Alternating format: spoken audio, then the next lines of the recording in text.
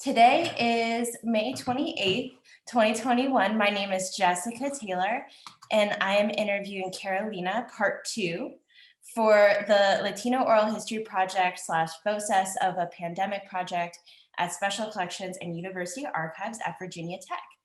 This project is in partnership with the Voces Oral History Center at the University of Texas at Austin. Please know that this interview will be placed in the Special Collections and University Archives at Virginia Tech and shared with the Voces Oral History Center at the University of Texas at Austin. If there's anything you do not wish to answer or talk about, I will honor your wishes. Also, if there is something you want to talk about, please bring it up and we'll talk about it. Because we are not conducting this interview in person, I need to record you consenting, and I'll also send you a deed of gift. So I'll ask you a series of 6 questions. Please say, yes, I agree, or no, I do not agree after each one. There are several questions we need to make sure you agree to before we go on. Special Collections and University Archives wishes to archive your interview along with any other photographs and other documentation at Virginia Tech. Virginia Tech will retain copyright of the interview and any other materials you donate to Virginia Tech. Do you give Special Collections and University Archives consent to archive your interview and your materials at Virginia Tech? Yes, I do. Do you grant Virginia Tech right, title, and interest in copyright over the interview and any materials you provide? Yes. Do you agree to allow Special Collections and University Archives to post this interview on the internet where it may be viewed by people around the world? Yes, I do. Do you grant Virginia Tech consent to share your interview and your materials with the Voces Oral History Center at the University of Texas at Austin for inclusion in the Voces of a Pandemic Oral History Mini Project, which will include posting the interview on the internet? Yes. We have many questions in a pre-interview form that we have already filled out. We use that information from the pre-interview form to help in research. The entire form is kept in a secure Voces server at the University of Texas at Austin. Before Virginia Tech sends it to the Newman Libraries, we would have stripped out any contact information for yourself or family members, so that will not be part of your public file. Your public file will only be accessible at the Newman Libraries. Do you wish for us to share the rest of your interview in your public file available to researchers at the Newman Libraries? Yes, that's okay. On occasion, Special Collections and University Archives and Voces receive requests from journalists who wish to contact our interview subjects. We only deal with legitimate news outlets. Do you give consent for us to share your phone numbers or email with journalists? Yes. Okay. So I'm going to move on to the questions over here. Tell me a little bit about your experience with COVID-19. Wow, that is an open question. Once again, you need to stop me if I talk too much. Okay. My overall experience is being from very different perspectives. I work in healthcare. In a way, I analyze data from healthcare, population health, and I work in neuroscience research. And when COVID started, I remember I was back on that moment. I was in a lab, in a neuroimaging lab, um, working, and then all of a sudden, we were informed that this was happening, and we had to start working remotely, and moved all my station home, and I was in the middle of doing some prototyping for a new technology for brain imaging. So I basically had to start my prototyping I don't know, tool room in my own garage. So I purchased, a bunch of things, and I put it in the garage. And I think, in relation to the COVID and the feeling that I had, it felt to me kind of like as if I was in a fictional story in a way, because I remember at that moment I was a little bit in shock that that we have to start doing things so differently, so drastically, and then kept hearing this news of people getting affected, and unfortunately hospitals being packed, and I have many friends from China particularly, so concerned about my friends and their families from China first, and then knowing that it was quickly moving here to the United States, and then also South America was getting very out of control. And I am from South America, so again, it was kind of crazy. I felt like in a little bit of a shock state where I was just kind of like trying to execute actions nonstop, uh, focused on my job and what I had to do, and I started, you know. Creating things, designing things, doing calculations, just because I wanted to not to think about the pandemic and what was going on, because I felt like I was in a fictional story. Um, After a while, so this was around February, so right, that when it first started. Then, following the CDC and the World Health Organization, and at the moment, the government that we had, following all the news, it started to add a little bit more stress to my feeling of, wow, what truly is happening here. I particularly started going to read a lot about the flu, back on the day on the 2019. I tend to do that because I like to compare, models of back then and now. And I say, well, right now we have technology, thank God, so we can, at least be connected and be informed. um, but I guess in the middle of the chaos, I think what worried me the most was just to see the people, like the anxiety increasing, the anxiety level increasing all around the globe. Um, the families being separated and not being able to, say goodbye to their beloved ones when it started to happen. Um, and so many family members, in particular my family members and friends, who were already dealing with another crisis, in my country, Venezuela, a crisis that was economical, social, and then on top of that, my only thought at that moment was, wow, and on top of that, now they're going to have to deal with a pandemic, when it's already difficult for them to find medications, to have resources in the hospital, when the hospitals lose power and people, dies in the middle of a surgery. On top of all that, my gosh, now they have to deal with a pandemic. So and that was difficult. That was very difficult for me, and for my family. I'm here, thankfully I'm here with my mother, my father, and my siblings. But we have great part of our family still there in Venezuela, and others that have flee the country and have established themselves in other places in South America, here in Germany, and all over the world. So in a way, that was the first feeling for me for the COVID-19. It was a big shock and a big refocus of um, values in life, I have to say. Um, After doing a lot of like research and reading and following the news, and listen to people kind of like going desperate and calling each other, I started to do a little bit more me time, because I was at home, and I started kind of like having some space just to think and think, this is happening. There is a larger reason of why this is happening in the world. Um, and it's certainly affecting a lot of people.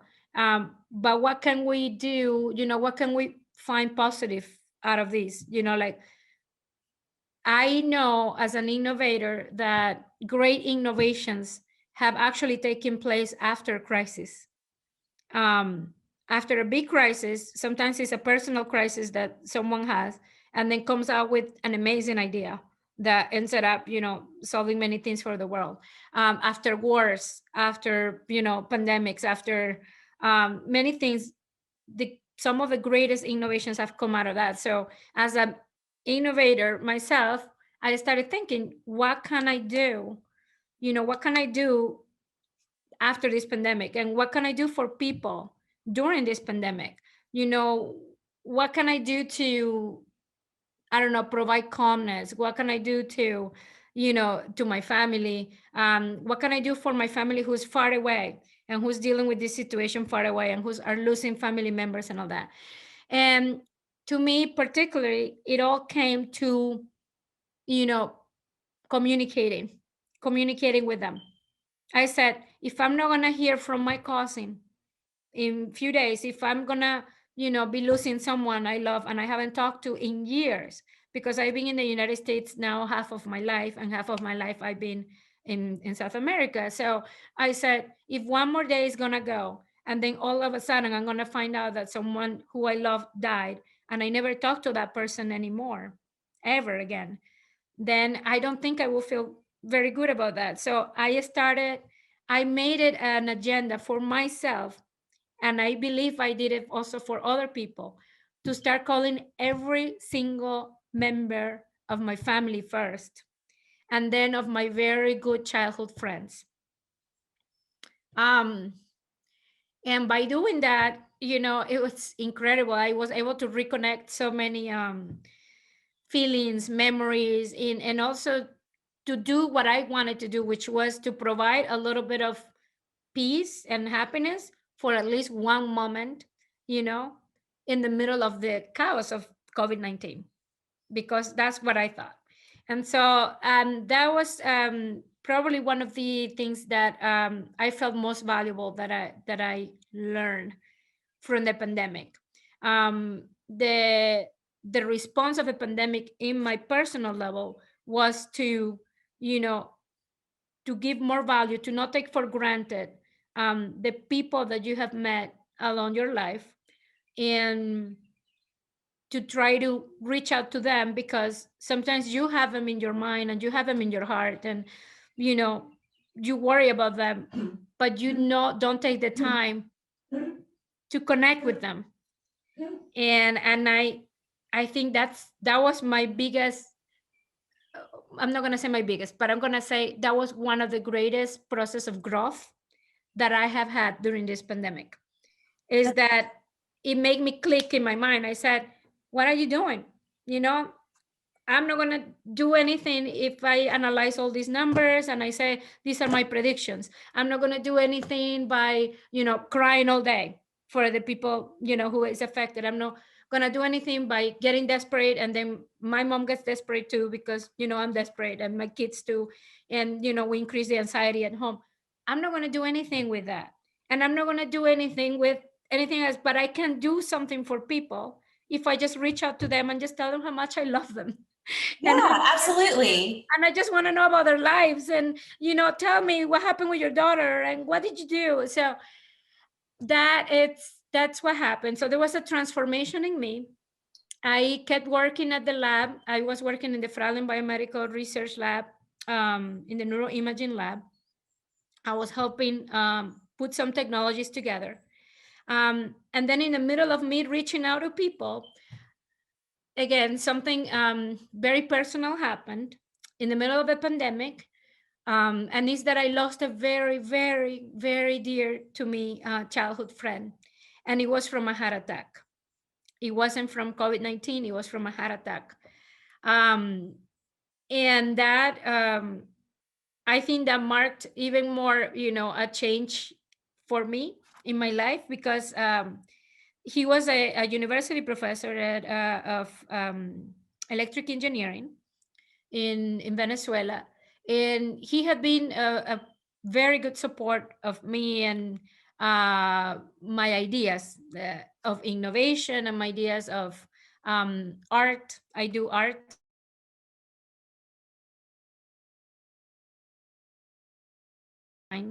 and a good husband, good son. And I didn't get to I didn't get to talk to him. I just, in my list of people I was calling, I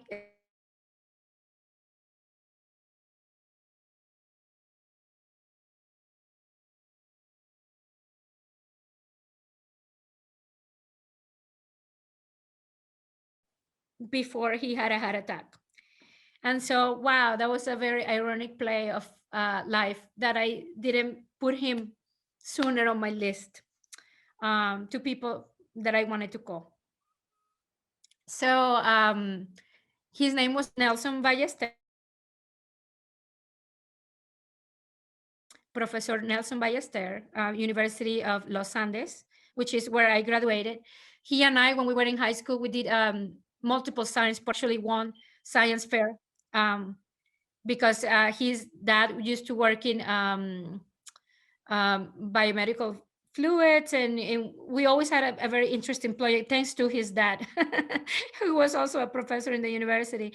And I always he and I worked very well together. He had an idea that he wanted to start. No, actually, he didn't have an idea. He started to do a PhD graduate studies in what was neuromarketing and emotional intelligence. And he did tell me that about a year ago. He said, I'm doing this. I love this program. I feel that we need to work on emotional intelligence more. I feel like people are very intelligent. They have a very high IQ, but I feel that one of the things that are not working very well in this high tech world is the emotional intelligence side. I think people are not aware of how important their emotions are and how managing the emotions are important.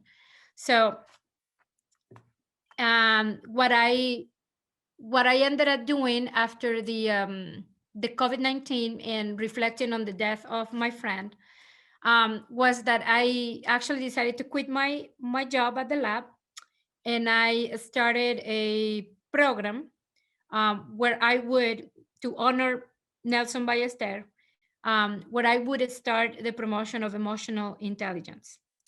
And I combined my neuroscience skills, and I started also doing some programs of wellness for children, because I wanted to help out with the problem of anxiety in children, starting from the elementary school level.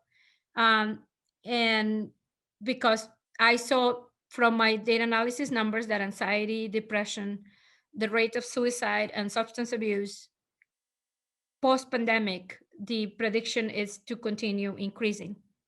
So in a combination with, inspired by the life of my good friend Nelson Ballester, and my initiative that I took during the COVID-19, in response to the chaos, the way that I was trying to do, um, that's when I started kind of like moving my life towards the promotion of emotional intelligence, with a lot of neuroscience based techniques and research, working with psychologists, with teachers, with pediatricians, with epidemiologists.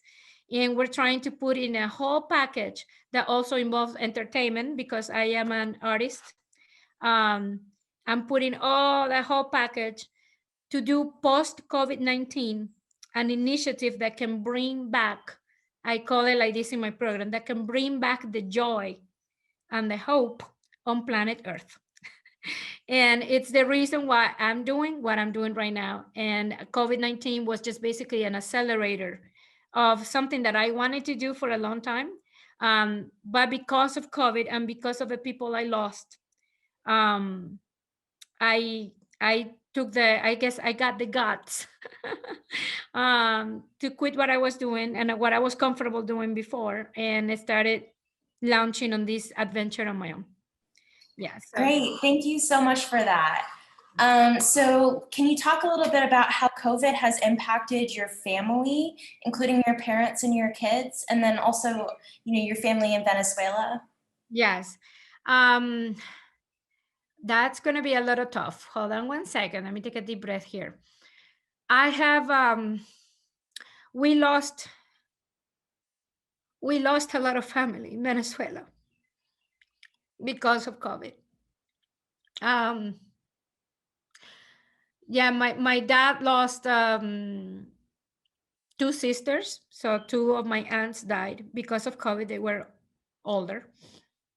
They were very happy people, very energetic people. And then from one day to another, one weekend to another, my dad actually was able to talk to my aunt, Mari, the weekend before she died. And it was just crazy. I mean, she went to the hospital. And all of a sudden they thought she was better, and then the next weekend she passed. And that was the case also for other of my cousins. Then my friends love parents, um, who in a way, in Venezuela, our culture, our Latino culture is such that family is not just the family, your biological family, and it's not just your close family, it's not just your mother and father and your siblings. Family for us is the neighbors that you have been growing with. um, I grew in a neighborhood with, my same neighbors for like 20 years. So my friends, my childhood friends, and their parents for me were like my parents too. My uncles, my aunts. Actually, I call them uncles and aunts, even though we're not blood related. So I think one of the one, I'm not gonna say which one affected me the most because they all affect me. Um, but I was definitely shocked to lose one of my good friends, that who I consider in a way my full of energy uncle, Simon. He was a pediatrician, and he kept the social distance. He was doing everything right. But on December, sadly, um, for the Latino culture, I knew it was gonna be kind of like impossible to keep the Latino families not gathering, especially after such a period of emptiness and not being able to see each other. In a way, many people started to get happy when they thought, oh, the vaccine is coming and all that. I think that started kind of like loosening up a little bit in people's mind. The restrictions, just they only thought that the vaccine was being developed, and that it would soon come, and it just started loosening the restrictions. And then on December, Senor Simon, my friend's dad, who I consider like my uncle, they gathered together on the family, only the family, not with friends, but just the family. But unfortunately, one person was infected with COVID and affected five members of the family, including him. Um, they all luckily recovered, but he didn't. He didn't, and I'm sorry. He spent on a respirator for over a month, and to cover his respirator in Venezuela cost us about $2,500 per day to keep him in the clinic with a respirator, because in Venezuela there is no resources. There was no such thing as respirators in the hospital, and so we had to go through a private clinic. And the family started collecting desperately, um, to provide, you know, the machine for him. And so luckily we are a big family and we were able to do it. And after a while, I think the clinic thought that his oxygen levels were better and that he was doing better. Right now, it's a little dilemma for me, because we all think that maybe the clinic was so packed that they just basically try to move patients, and that he wasn't ready. But we will never know that. So it will be unfair for me to do that assumption, but it's just kind of like what we all was like, how can he leave the clinic and then 2 days later die? Like, it just couldn't fit in our minds, but that's exactly what happened. We kept him on the respirator on February 9th, which is my birthday. And his birthday it was very close to mine. I remember he asked me if I could sing a song for him. It's a Venezuelan song that he always liked, with the cuatro, which is an instrument that represents our country, and I play. So my cousin called me and said, Dad is asking if you can sing this song for him. And on February 9th, my birthday, I sang that song for him, sent a video, told him, I know very soon you're going to be good. And he sent me a message saying thank you, that he heard the song, that it really made him very, very happy. Um, and then 2 days later, he died. And so that was a very That was probably one of the most, one of the most impactful moments for me. At least for him, I was able to sing the song. For my other friend, again, it was so all of a sudden that I couldn't connect with him, but for Simone, I did.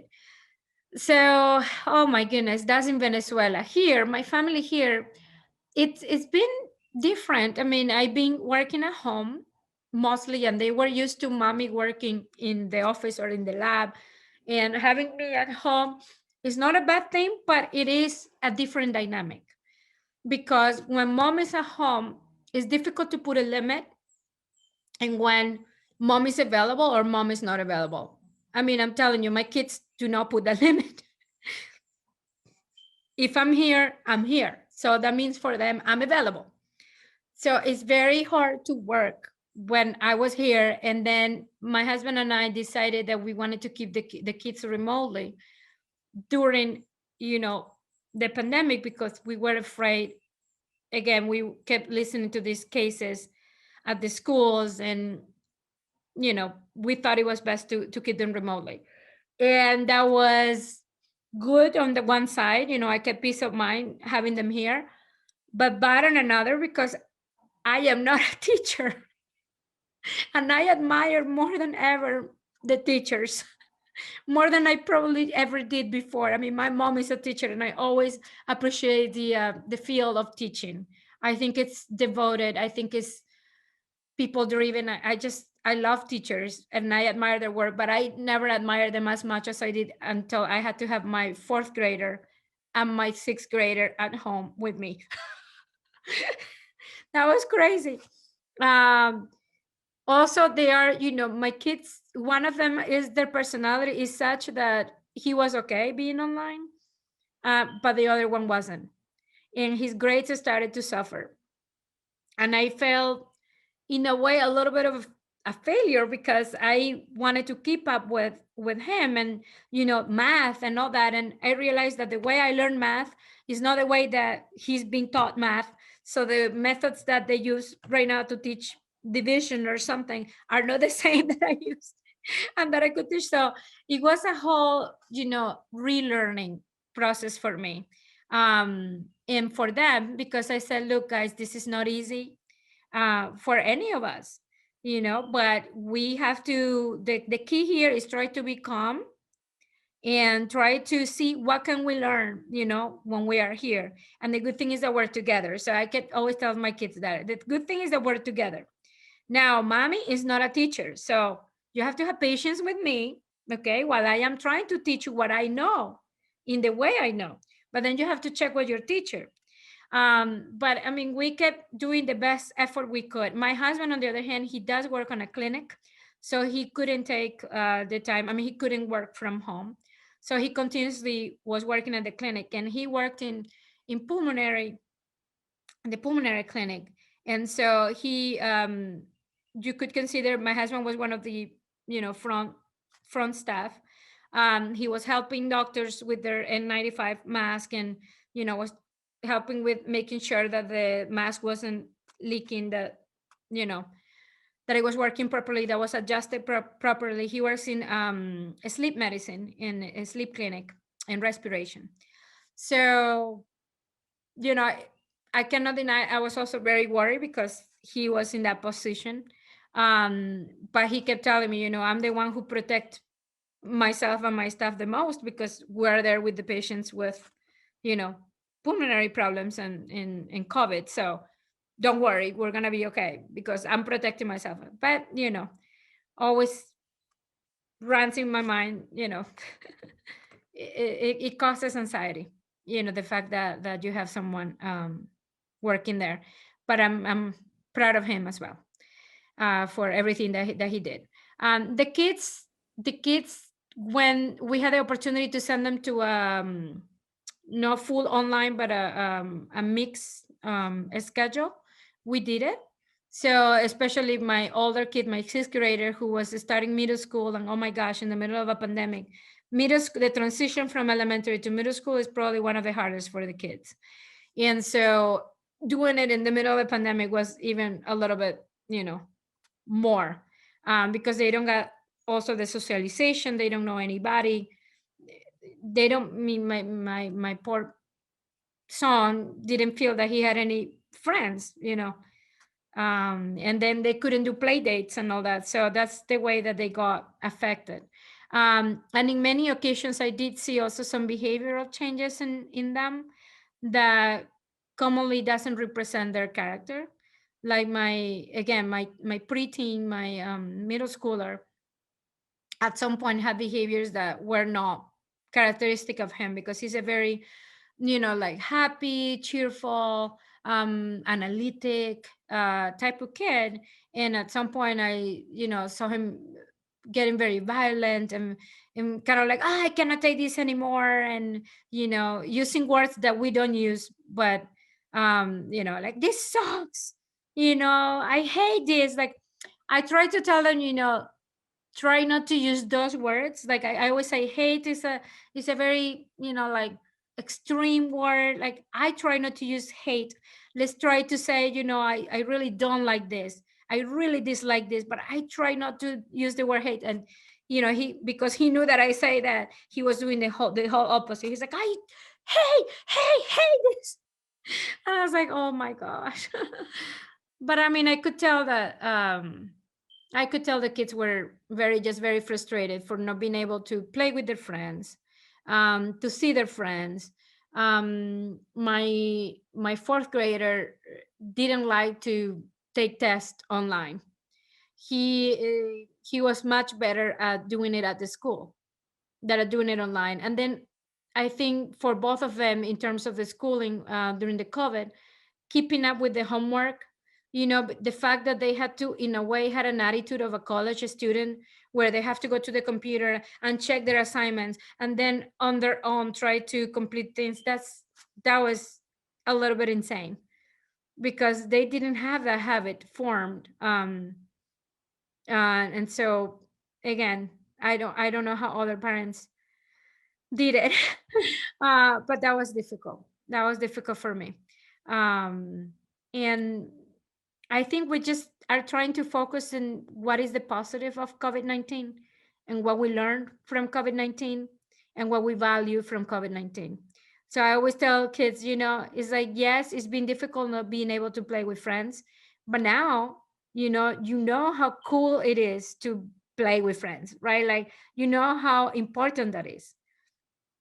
And when you see your friend next time, then you're going to be, take advantage of that time. You're not going to be with your friend fighting, or, disagreeing, or calling each other's names, because what is the point, right? If after so long that you weren't able to be together, when you are together, do it well, right? Like, do something that you really enjoy and you're happy about. And, and that's kind of like what we try to convey to them.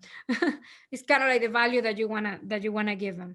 So many lessons learned, I would say. As an overall statement, I think, during the COVID-19, after losing people, um, after observing behaviors, after me, I mean, yourself being feeling vulnerable, out of control, some knowledge that you think you have, and then we're all on the same pocket of this out of control situation, being on a pandemic, and being this generation dealing with that. um I think it's a lot learning that we get from this. I think so. Absolutely. How is your parents' perspective different from yours? You said that they're with you, right? They are with Um, me. Yeah. mhm. What's um their it was particularly very, my mom is a teacher. My mom was a retired teacher now, but my mom was a chemistry teacher, and my dad is an engineer. And my mom has been trying to keep herself calm, but it's been difficult, because my mom, the transition from her to move after 60 years of her life from South America to the United States is a big, tremendous cultural shock and change for her. My mom is very social, like I am. I am a reflection of her, and she likes to talk. And the neighborhood here, there are not many people who speak Spanish, at least not in our neighborhood here. And so she, in a way, have felt like trapped in a bubble, And so for everybody in my family, I think for the person who was the hardest, the COVID-19, it has been for my mom. My mom had different health recays, like where her blood pressure went down, and we had to take her to the emergency. My mom have had some panic attacks, anxiety attacks, periods of depression, where we, all together being trying to be there for her, and me repeating her over and over that I can imagine, what it's like to be on her shoes, and adapting to all this. And but I always, been kind of repeating the perspective to her. Imagine if you were there. If you were there right now and you weren't here, I don't know what we would be like. I mean, me and my brothers, we would be extremely worried. And I honestly don't think, I don't know what could have happened if my parents weren't here. So she comes back always to the positive side when she reflects on that. But she has been greatly affected. My mother, my mother suffers because she has a WhatsApp group. WhatsApp, the application. We have multiple family WhatsApp groups, and it's almost like mentally. And I understand this very, very much because I've been here in this country again half of my life, but yet I feel like a piece of me is still in South America. But for my mom, is even more because she just recently moved. She moved 4 years ago, and she is practically there. Her body's here, but her mind is there, and it's every day there. She's always talking with her friends because it's the people she can talk to, that are in Venezuela, and they're all, conveying the problems and their feelings, and again what is happening, and that's what she does. And we always say, for her peace of my mom, can you for one day, not listen to the problems of people. um it took us a while to understand this, but then we realized that what pleases my mother is to actually listen to people. It pleases her because she feels, just like I felt, that my way of doing something good for my friends and family was to connect with them and talk to them and sing for them or whatever. For my mother, the way she thought she felt most productive in doing something was by listening. And she's right. But at the same time, the her having to listen to all the stories, problems, complaints, pain, you know, kept affecting her, and she kept absorbing that. So it's a very tough balance because that's what makes my mom happy. And that's what we in the family had to accept. So we kept telling her, Mom, don't do it, don't do it. This is affecting you. But at the same time, that's it. It's her need. Her need is to be there for her people. And I guess, we do it in different ways, but she inserted that in me as well. And so we understand her. But she has been greatly, I mean, my mother has been greatly affected. My father has a different attitude and personality. And my father has been focused on working. He's working here. Um, I finished the residence paperwork, and they've been, trying to incorporate. My father has been trying to learn English. He has been attended multiple English classes here in the region and also online. And the other day he was actually proud because he helped a friend at the DMV, and my father was the one who helped, my friend talk for him, and he felt so proud because he has learned some. So my dad is on a more, let's say, on a different personality and a different way of dealing with all this, and he really values that we're all together here.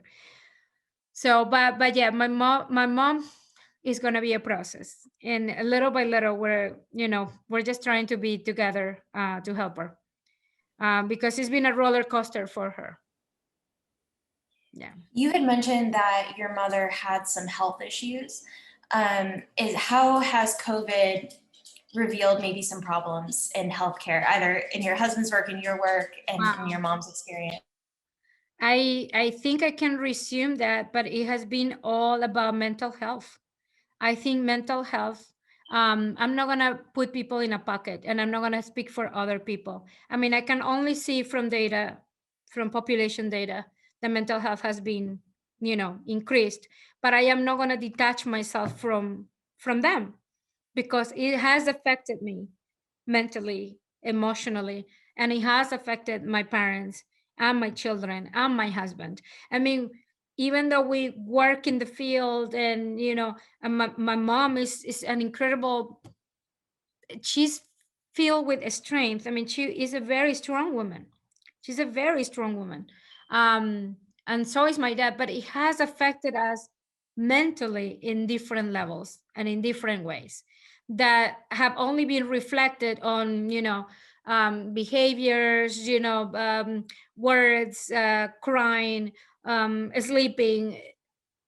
It has definitely affected our mental health, and I think that has been the greatest impact that COVID-19 has had. um, Physically, when your mental and emotional health is affected, emotional being part of mental, um, your physical health also pays for it. And I think that's the way it goes. But I am not a medical doctor, so I'm just telling you this from a healthcare analyst perspective. I, there's always a loop of in healthcare, right? Trying to go over that loop of what the World Health Organization says health is: the social well-being, the mental well-being, and the physical well-being. And healthcare overall has always been rather concentrated on the physical well-being because it's more tangible, because you can tell when someone has a pain, and then you measure and you take blood pressure and all that, and then there you go, this is how we're going to treat that.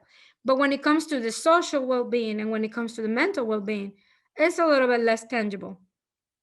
But I always feel that the beginning point is the mental side. That's me.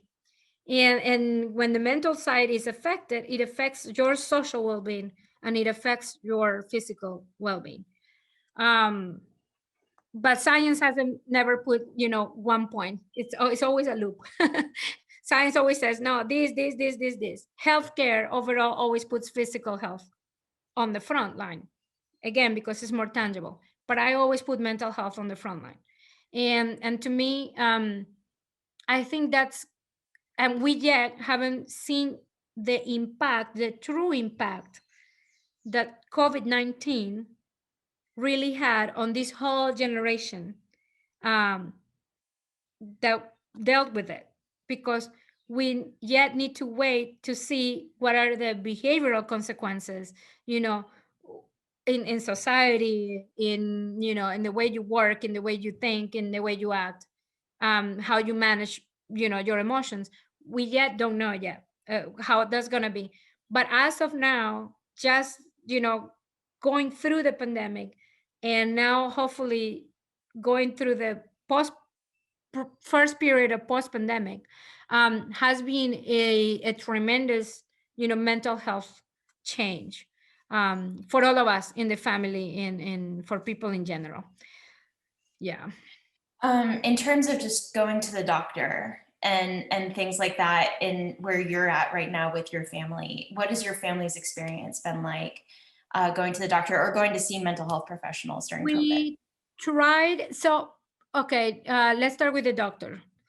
We tried, we tried as much as possible not to go to the doctor during the COVID-19. We didn't want to visit the hospital, because, we didn't want it to basically leave home. And if we had to do like a general check, or, any preventive care visit, we didn't want it to do it. We wanted to wait until COVID was better.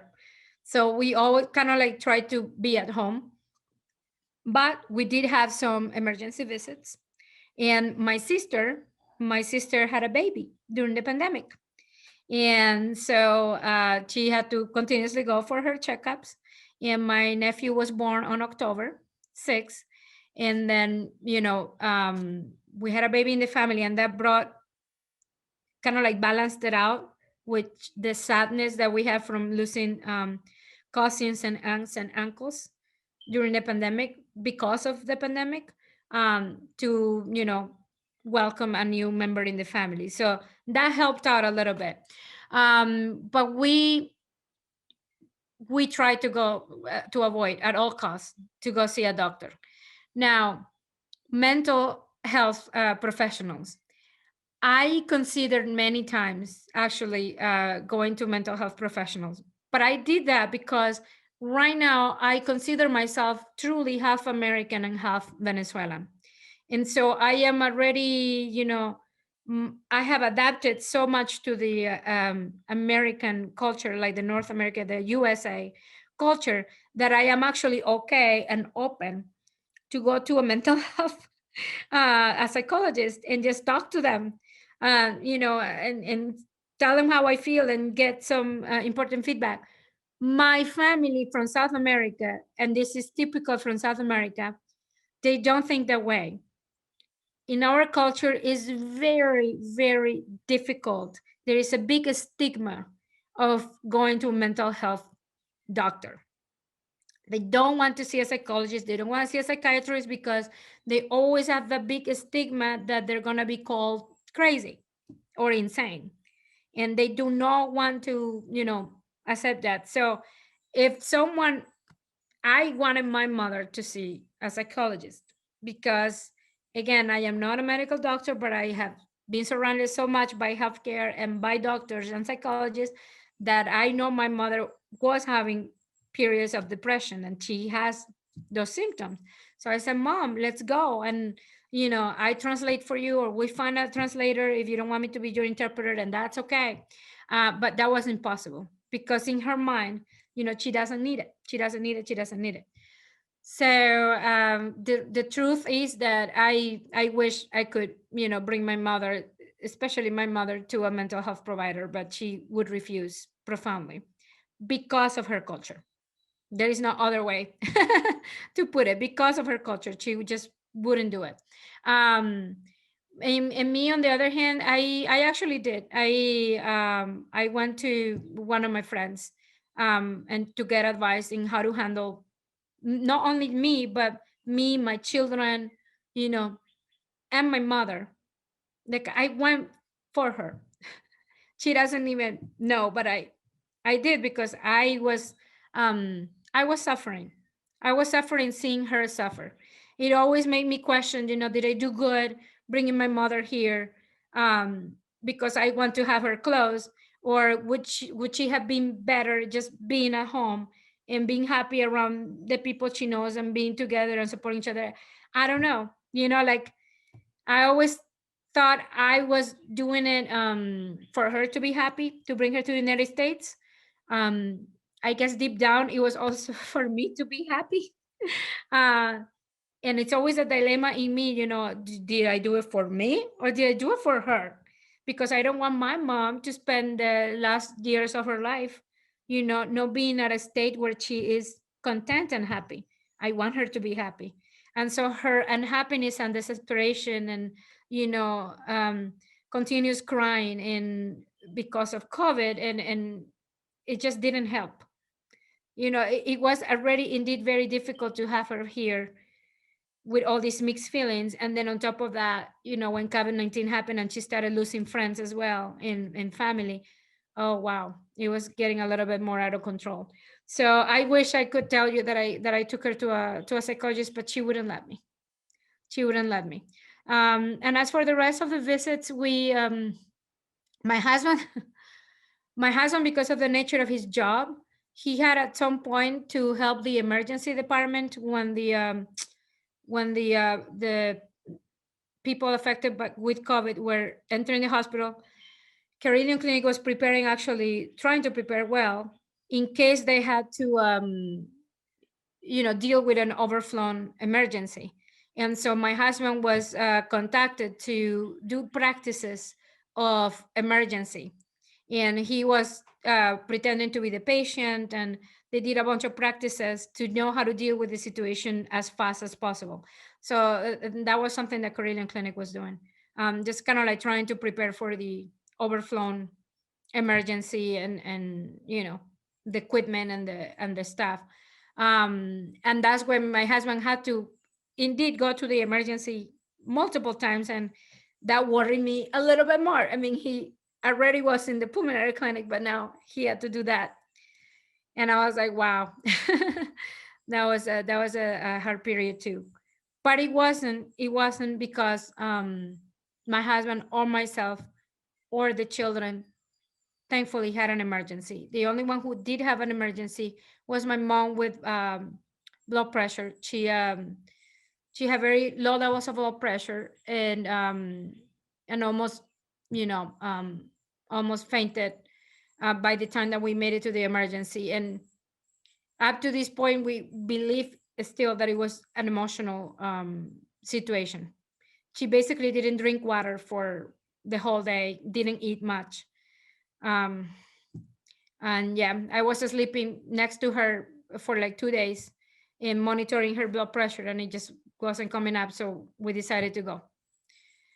And yeah, but I mean, the staff, the doctors, wow, they're the heroes. I mean, they were magnificent, magnificent, really, truly.